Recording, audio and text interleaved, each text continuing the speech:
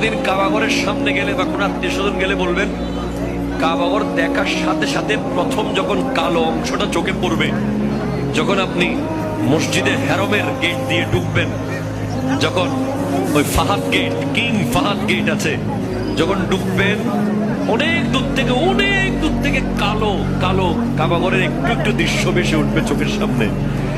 তখন দোয়াটা করবেন, কিন্তু দোয়া করবেন কয়টা? যখন কয়টা? একটা দোয়াই কবুল হবে দেখার সাথে সাথে। কাবা ঘর দেখার সাথে সাথে প্রথম যে দোয়াটা করবেন ওটা কবুল করবেন কে? এখন শিখে নেন, অনেক মানুষ জানেন না একমত। আপনি একটা দোয়া করবেন, একটাই শেষ, একটা সুযোগ পাবেন আপনি, কিন্তু আপনি এমন এক দোয়া করবেন যেন যতদিন ওখানে থাকেন প্রত্যেক দোয়া কবুল হয়ে যায়। এই হ্যাকমতি দোয়াটা শিখে নেন। আপনি বলবেন, আল্লাহ আমি 10, 12, 15 যতদিন এখানে থাকবো, যতগুলো দোয়া করব সব কবুল করে নিয়েন। দোয়া করছেন কয়টা? পাবেন কয়টা?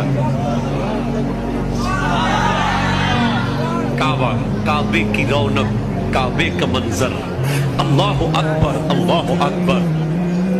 কোনোদিন কাবাঘরের সামনে গেলে বা কোনো আত্মীয় স্বজন গেলে বলবেন, কাবাঘর দেখার সাথে সাথে প্রথম যখন কালো অংশটা চোখে পড়বে, যখন আপনি মসজিদে হেরমের গেট দিয়ে ঢুকবেন, যখন ওই Fahad gate, King Fahad gate আছে, যখন ঢুকবেন, অনেক দূর থেকে কালো কালো কাবাঘরের একটু একটু দৃশ্য ভেসে উঠবে চোখের সামনে।